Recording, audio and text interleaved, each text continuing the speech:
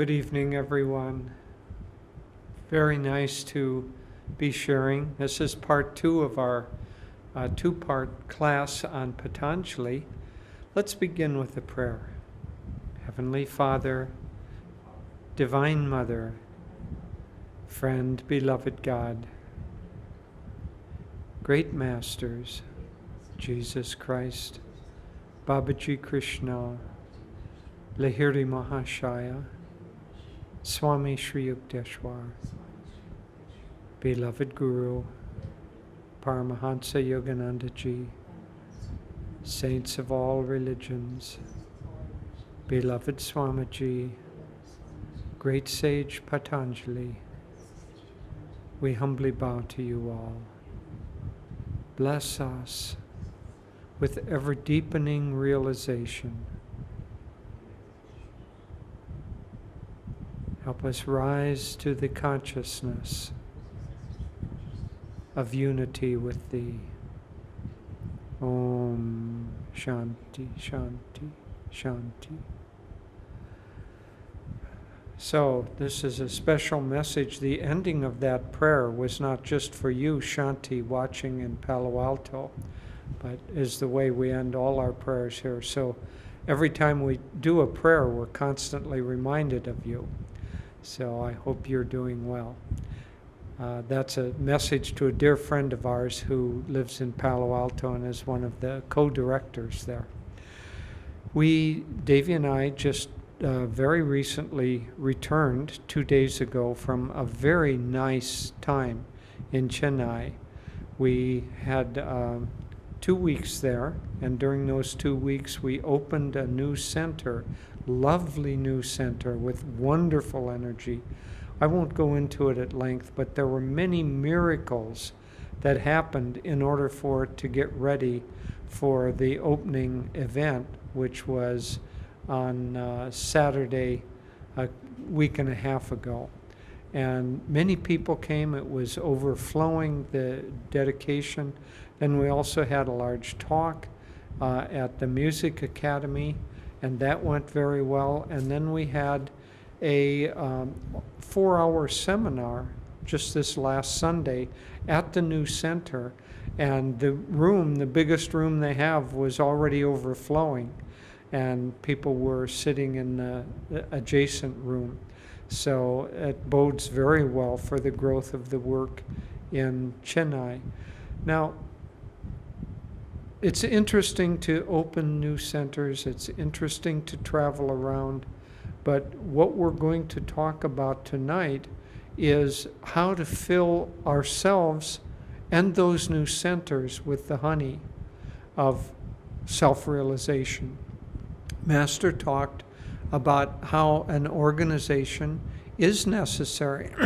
It helps to have a place, a beautiful place with high energy that people can come, where they can receive the teachings, where they can meditate together, chant together, have satsang together. All of that is very important to have those hives. But unless we fill the hives with the honey of higher consciousness, what we're trying to do is fill the hive with the consciousness of self-realization. But that, as we'll talk about tonight with the discussion with Patanjali, that is the quest of a long time. It takes many, many incarnations. In fact, Master said that from the very beginning, that first statement, and now we come to the study of yoga, or now we are studying yoga.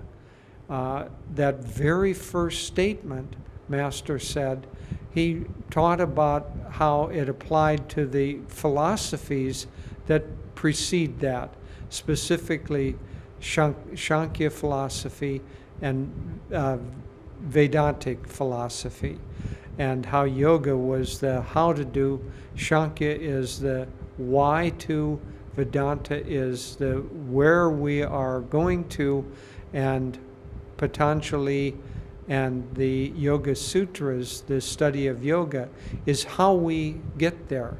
And so that how we get there, but Master, in giving his lectures on Patanjali, said, in fact, that that "and now" not only applies to these other philosophies, as we talked about in the first class, but he said that it implies reincarnation, because these deep truths and deep teachings of Patanjali are not achievable in a single lifetime.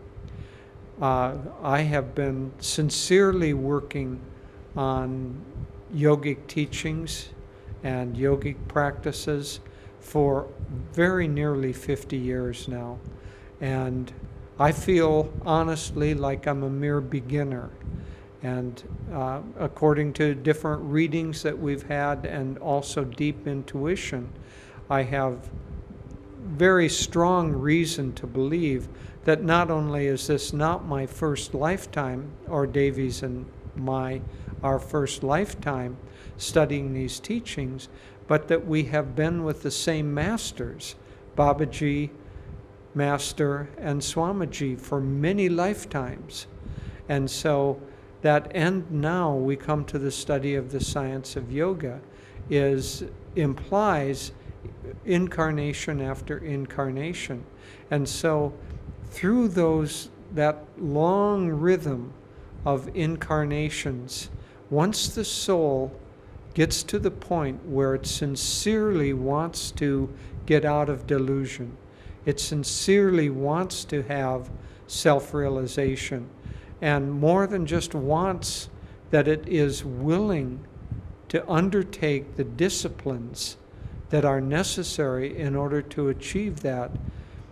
Think of it this way, that by the time we arrive at that point, and just parenthetically, Master said to one of his deep disciples, Norman, he said, it takes very, very, very, very good karma even to want to know God.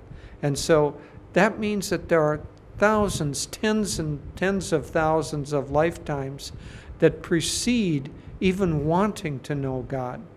And so now we come to the point where we want to know God, and it's only then, after all of those lifetimes, that we even have the possibility of saying, "and now we are studying yoga." Because up until that time, these teachings simply don't interest us. We're just caught up in trying to satisfy likes and dislikes, as Patanjali says. So that long trajectory to get to the point where we're undertaking these disciplines, and then many incarnations, because we're trying to overcome the effects, the karmic effects, the vrittis in the spine and the samskars of those vrittis. We're trying to overcome those effects from tens and tens of thousands of lifetimes. And so it's not possible to balance those scales simply by sitting down and making even a strong affirmation of wanting self-realization.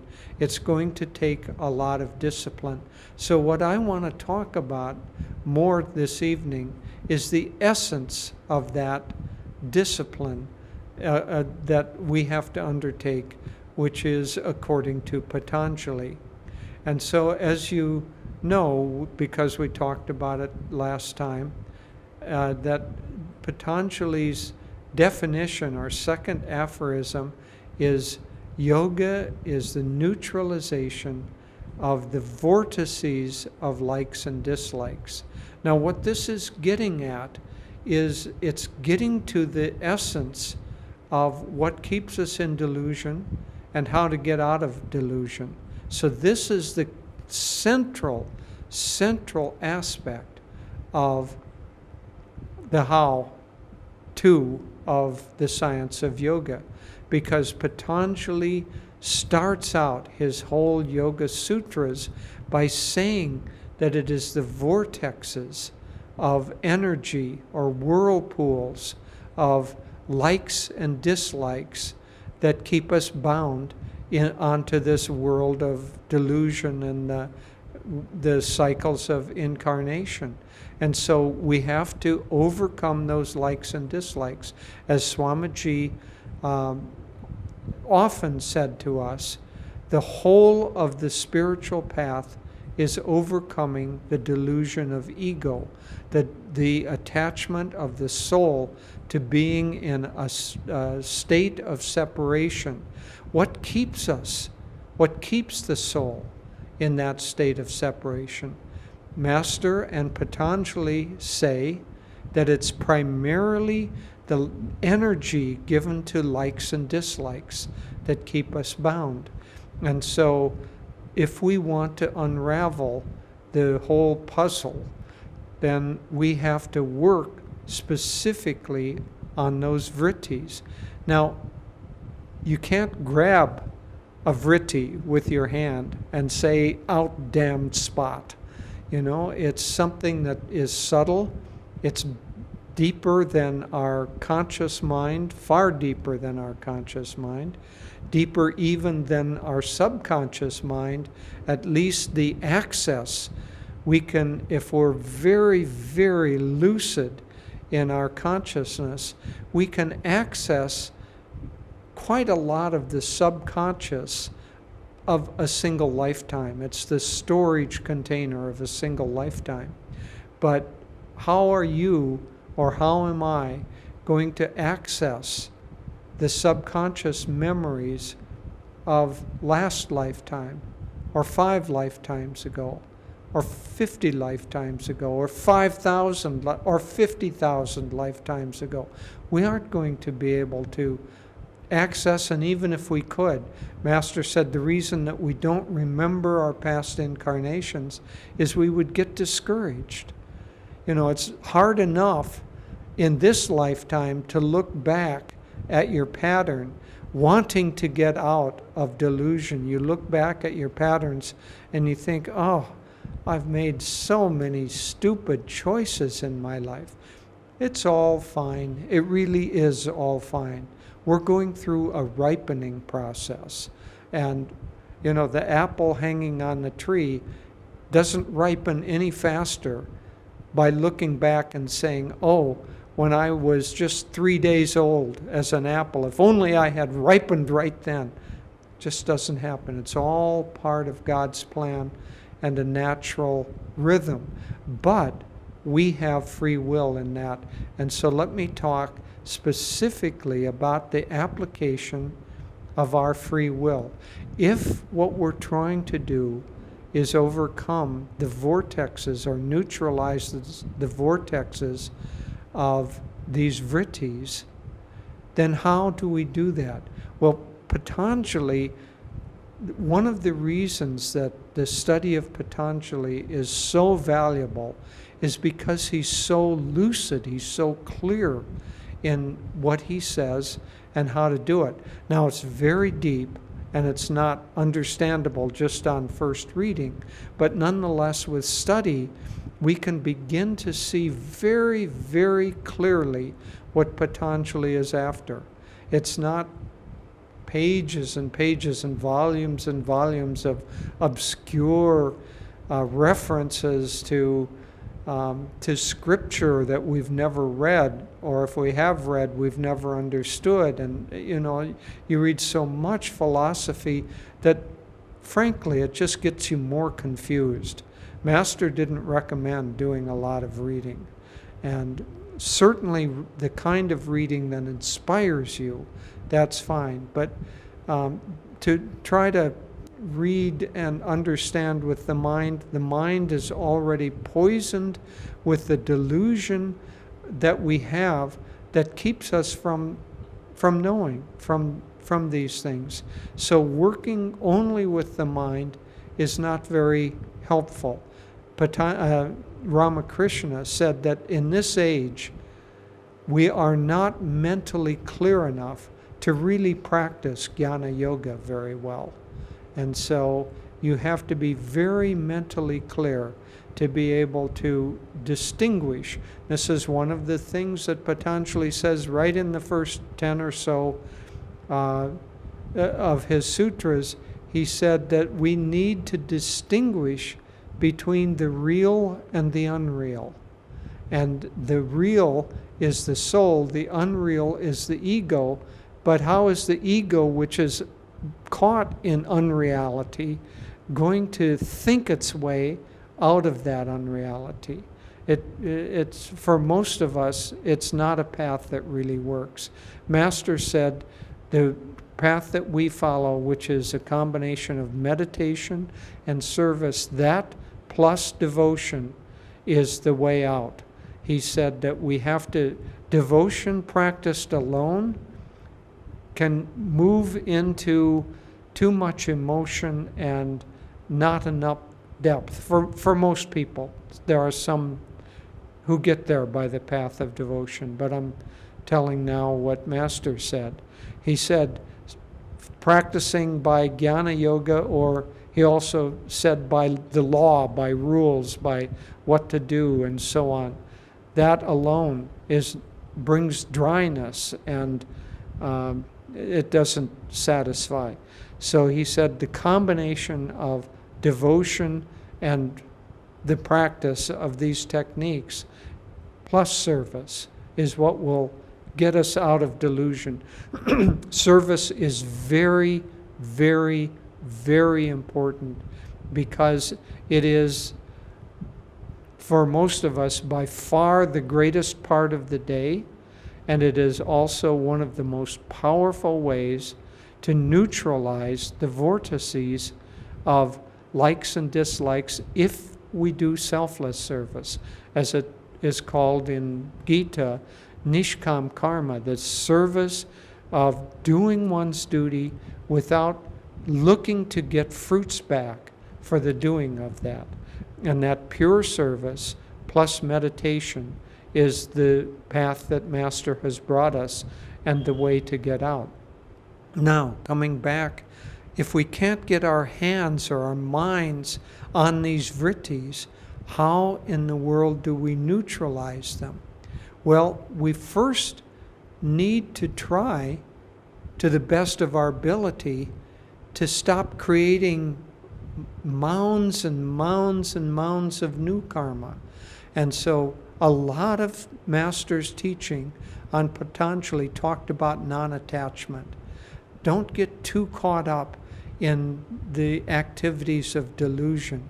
He said, Master said, that God made delusion charming.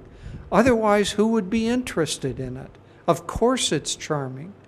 And so he said that if you go into a movie theater to watch the movie, you're going to be enmeshed in that movie.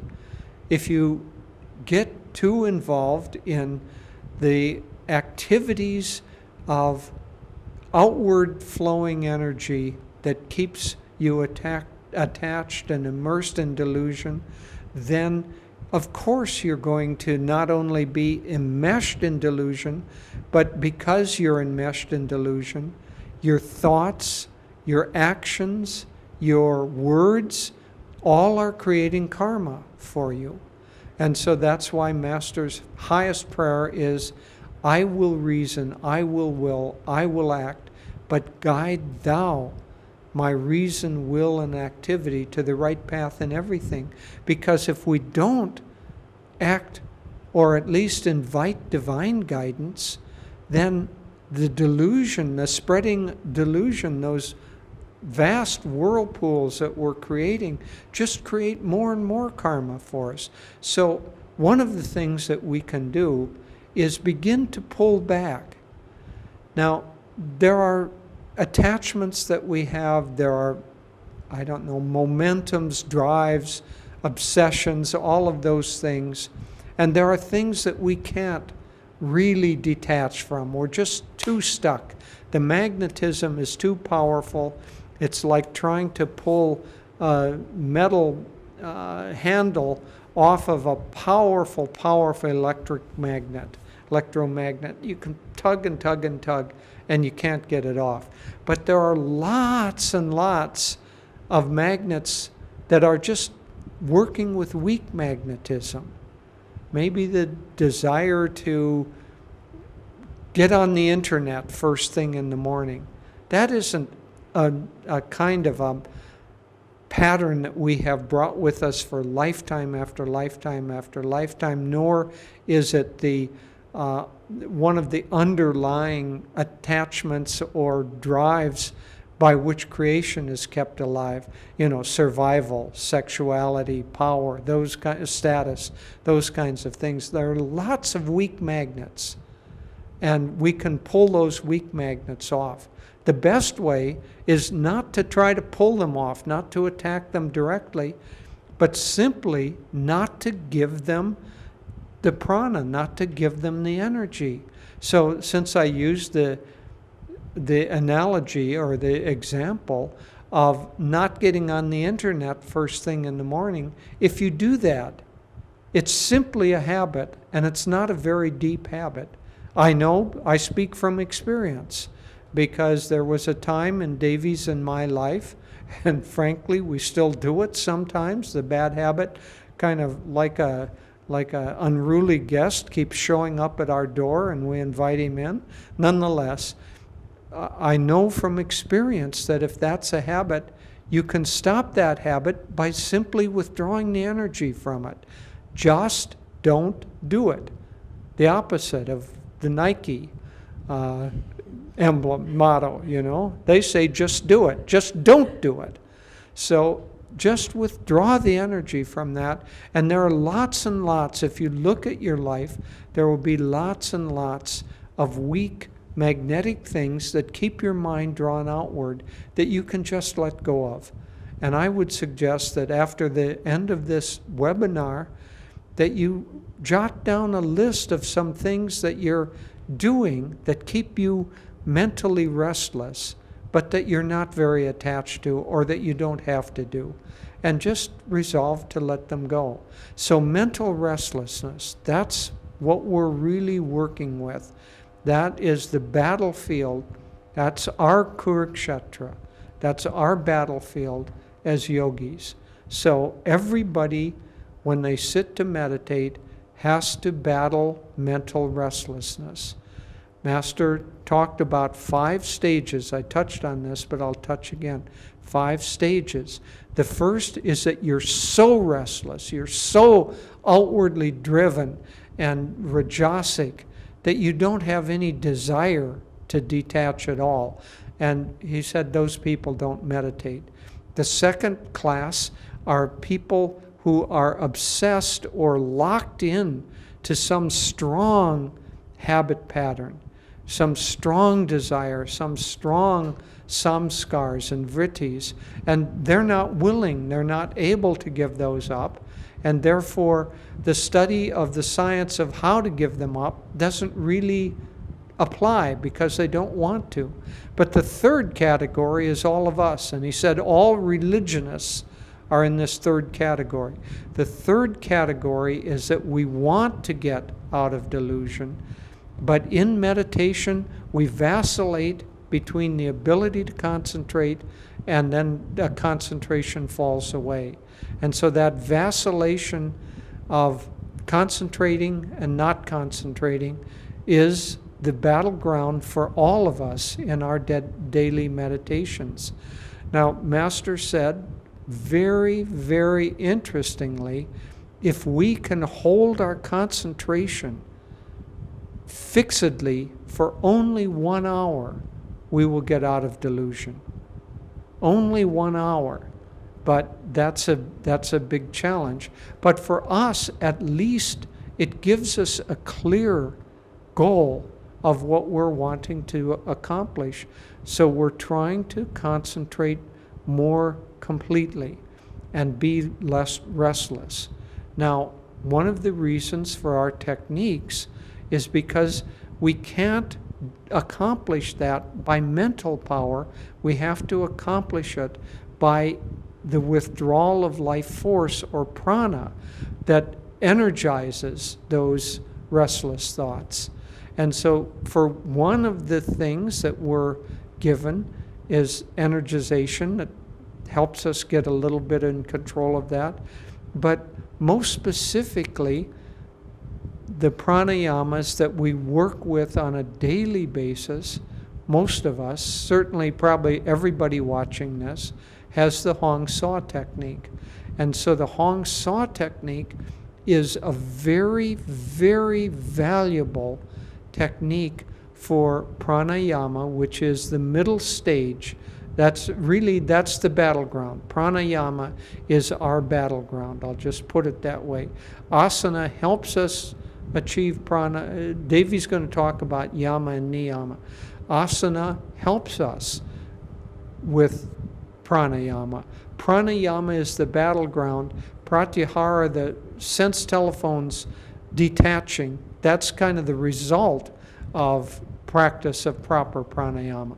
So coming back, pranayama, the technique that is fundamental to us is the technique of Hong Saw. Why is it so valuable? One, because the breath and the prana and the mind are all related. And so there are many paths in America especially that talk about mindfulness, the mindfulness paths. Most of those paths have as their central technique, one might say, watching the breath. Why is it important to watch the breath? Because it gives a reference point by which you can see when your mind is restless. Otherwise, if you don't have any awareness of or mindfulness of the movement of the mind, there's no reference point. It just does its own thing.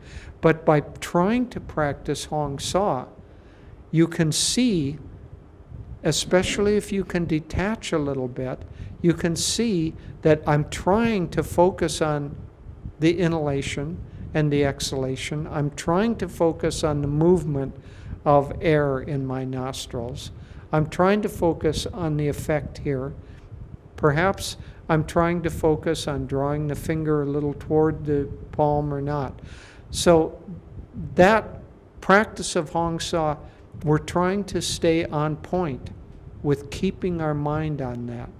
But we fall away from it. But by trying to keep our mind on it, it gives us a reference point.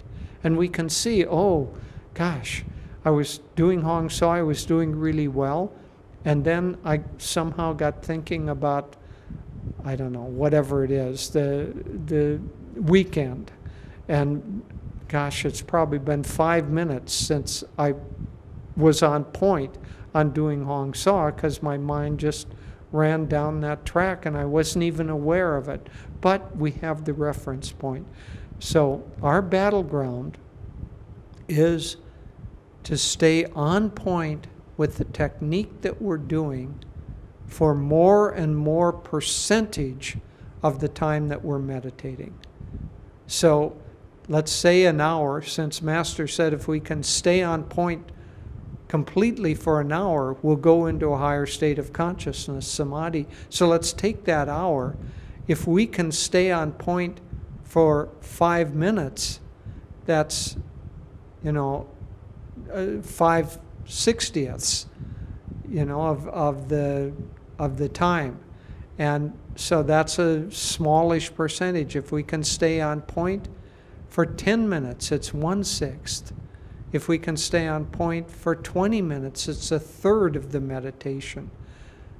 30 minutes, half of the meditation. So we should keep trying. We should have in our mind the thought that what we're working on is to stay on point in our meditation as much as possible. And we do that not by mental effort, but by concentration on the technique. So concentration on the technique, or there is another thing that Master said that we can concentrate on, which is God or one of the 8 aspects of God.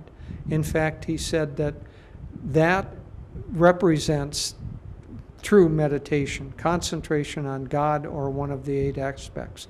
So for tonight, and I'll end by again helping us become mindful of the fact that what we're really trying to do is stay on point during the time that we're devoting to meditation. So as soon as you find your mind has drifted, immediately bring it back and do your very best to hold it.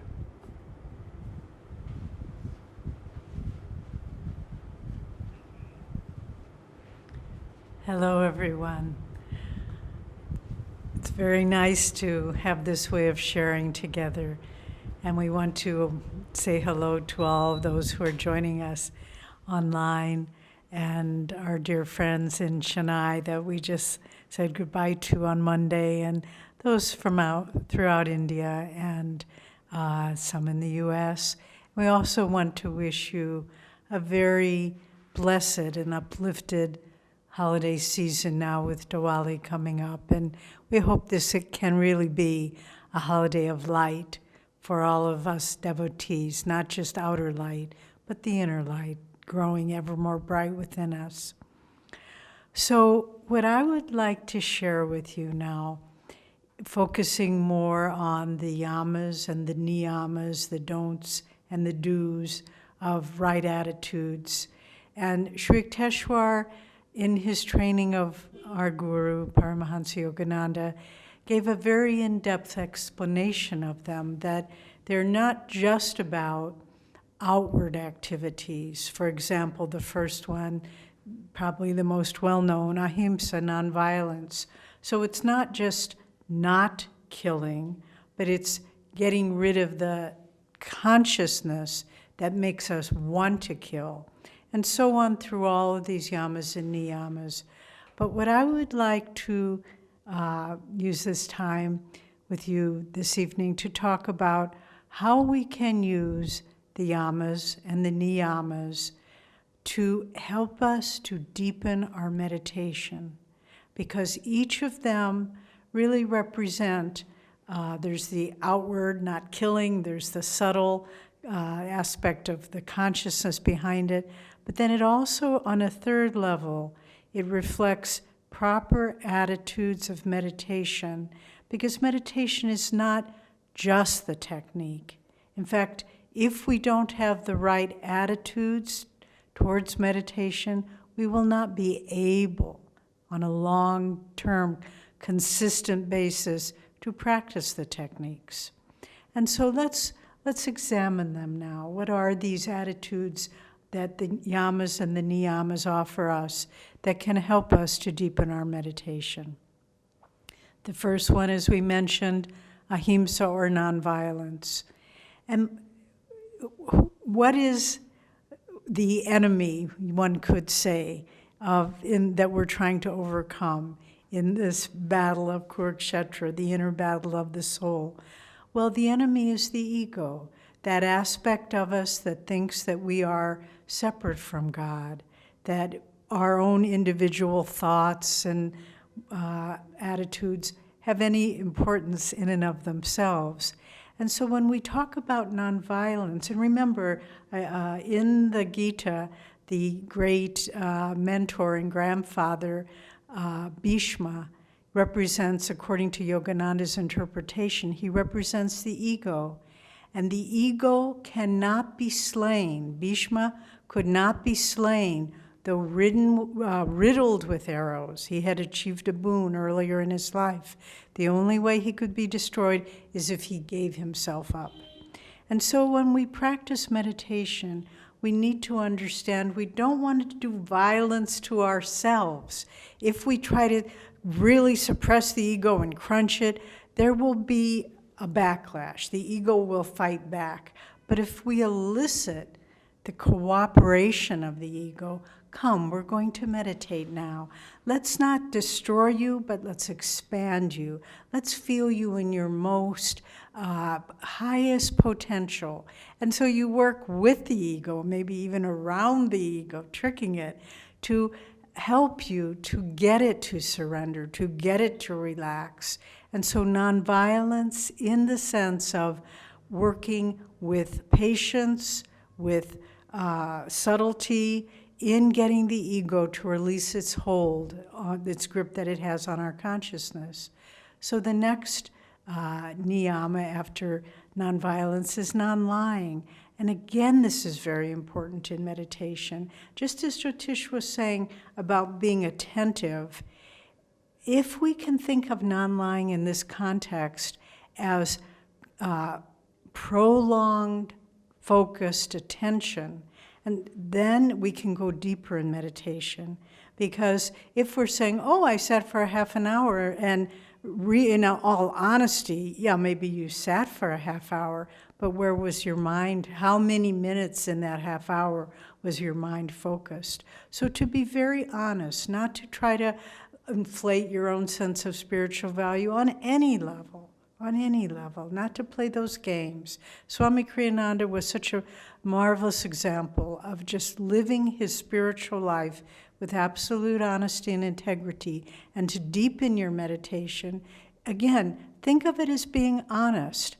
Oh, I did a round, for those of you who have received Kriya Yoga initiation, I did a round of 36 Kriyas. But how many of those was my mind, during how many of those was my mind really focused? So just to have an honest objectivity to go deeper in your meditation.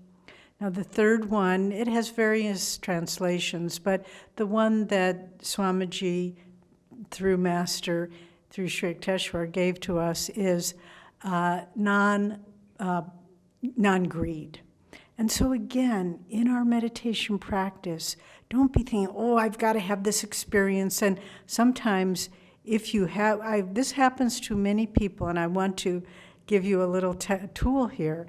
Let's say you're having a meditation and you're able to go deep, and all of a sudden you feel a genuine expansion of awareness. If you think, oh, wow, look what I've just achieved, it's gone in an instant. But if you think, without any holding on to it, to think, God, this is your experience. You are touching me with this consciousness, and I give it back to you. And I have found, not that I often have deep, profound meditations, but when I do, am able to make a deeper inroad into with meditation, if I just say, God, I give this experience, I'm not holding on to it, it's yours, then it can continue. And then you can revisit it, maybe in your next meditation, but just not to try to be greedy about any experiences that you have in your meditation. And then the next niyama is non-sensuality. And for this, again, Master said, when you sit to meditate, relax the body, and then there's a wonderful recording of his voice, dump the body. And just to try not to let the demands of the body define you, to pull you down. And that's why Master talked about reversing the sense, or shutting off the sense telephones. And so when we feel, whatever it might be, if it's the sense of hunger for tasting something in meditation, just say, later I will have my meal. But now I am dumping the body. So to be able to disconnect from the demands of the senses and interiorize that energy more and more leads to deeper meditation. And then finally, and this is a subtle difference between non-greed, this is non-attachment or non-possessiveness. And this is more to non-greed, as Swamiji explains, is being attached, holding on to that which is yours. Non-attachment is to just let go of everything. So when you sit to meditate, again, just think, no one is mine, nothing is mine. How often in our meditation do we begin by thinking about this problem with that person, or what am I going to do at work? But, Swami has that wonderful essay that he wrote on the final exam, he called it. Speaking of death, we just had the father of one of our members at Ananda Village, very beautiful soul. He just passed away.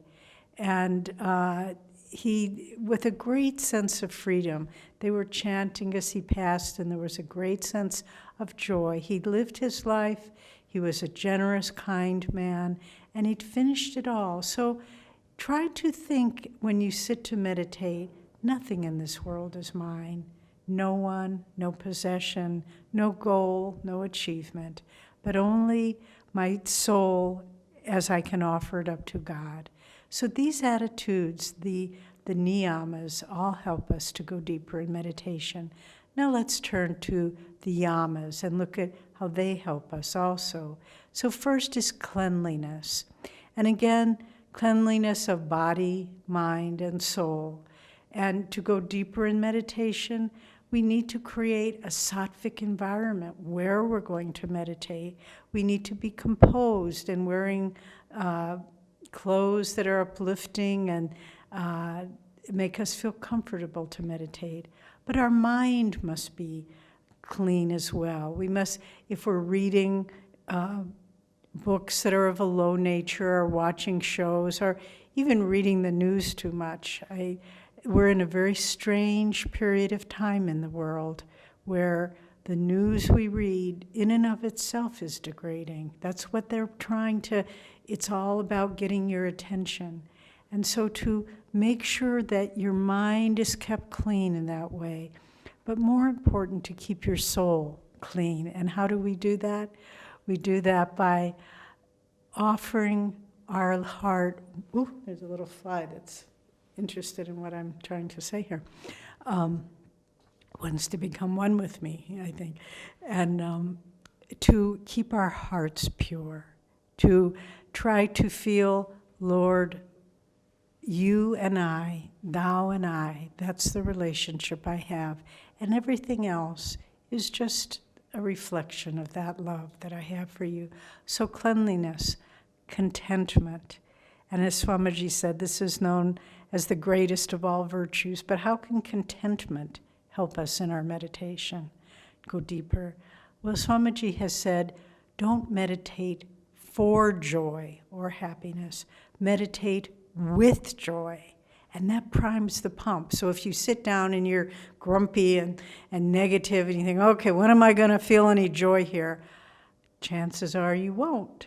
But if you just sit down and you feel, joy is my birthright, and I offer this joy within me to you, Lord. And the same with any of the divine aspects of God. If we want to receive light, we have to fill our consciousness with light. If we want to receive love, we have to prime the pump by giving our devotion first to God. If we want to feel peace and we're all in turmoil, we're shutting the door on the ability to feel peace. So we need to express that peace. So if we want to go deep in meditation, realize all of those qualities are already within us, and we need to bring them forth, and then we can go deeper in all of those aspects. So the next one is austerity. Now, we were speaking earlier about nonviolence, about not pushing yourself so hard that you rebel. But on the other hand, without a sense of commitment, self-discipline, dedication, pushing the self a little bit beyond the comfort zone, we won't advance. Master said, and it's a huge challenge, make every meditation deeper than yesterday's meditation. And so whether we can achieve that in reality, it's certainly a worthy goal. And we recommended to some of our friends in America earlier this year to try the 5-minute experiment. However long you're meditating and you think, okay, I'm done, just add 5 minutes more, that's all. And just see that little bit sense of, I have control. I'm not driven by things outside of myself. So to really be able to go deep in meditation, we have to have that ability to control our lives, our thoughts, all of those things. So start on a little outward level and find little ways throughout the day that you can have this sense of self-discipline, but especially to deepen our meditation. When you feel your mind wandering, not with tension, not with a sense of beating yourself up, but just with calmness, say, no, now we are meditating. And then The fourth one of the niyamas, or yamas, excuse me, niyamas, the fourth of the niyamas is introspection. And this is very, very important, because if we want to lose the hold the ego has, we have to be objective about ourselves. We have to not justify, well, maybe I said that to him, but look what he said to me. You have to be honest. Was that the right thing to say? Did you express self-control in that moment? And so even in meditation, to look at any self-justifications or defenses, or again, it's similar to being honest with yourself, but this is more analytical, where you really look at patterns within yourself that maybe it's a tendency towards whatever it might be, being critical of other people. That in and of itself is not that important, but what is important is that it's an expression of the ego, and it's affirming it's okay. My ego can have this, its field of play. But if you say, no, I look at these aspects of myself, this one isn't helping me to advance spiritually, I will work on that. And then little by little, the ego, again, in cooperation with it, it begins to come on board. It begins to say, you know, even from a selfish point of view, if I am not critical of others, I am happier. And so the same with meditation, to go deeper, to say, maybe I'm not trying as hard as I really know I can, and to introspect and to find those points where in your meditation you start saying, oh, I'm backing off here. No, I need to really, every breath in the Hong Sa needs to be focused. Every Kriya needs to be focused. So to really look and be objective about yourself, objective about your own meditation, not with a sense of failure or guilt or blaming yourself, but with a sense of accomplishment. I can, as Jyotish was saying, I can cast all of these things behind me. They're not that big. And then finally, the last niyama is perhaps the real key to deepening our meditation, and that's devotion to God. And really it embraces all of the other attitudes. But if we come to our meditation not with a sense of self-importance, not with a sense of I am a yogi. Once someone asked Jaya, Nayaswami Jaya, who many of you know, they asked him at a talk, you've been practicing yoga all these years, do you have any powers? And Jaya, who is an honest, humble, great soul, said, no, I can't say I have any powers, but I have one. I have the power to choose to be happy or not. And just that kind of approach to God. We were recently giving a talk in Chennai, and someone was asking us about what are a little bit challenging. If you're watching, sir, I submit this with humility. And he said, well, what are your attainments on the spiritual path? What are your goals? And I just said, my goal is just as Swamiji's was, to be a good disciple, to be able to be more and more attuned with my Guru, because I know if I can do that, he will take care of the rest, and he will open those inner doors. So devotion, always in each meditation, make sure you leave time for the practice of devotion. And so we will end now. These two, we had 2 classes on Patanjali. We could have had a month on them, but we're trying to just encapsulate some simple thoughts.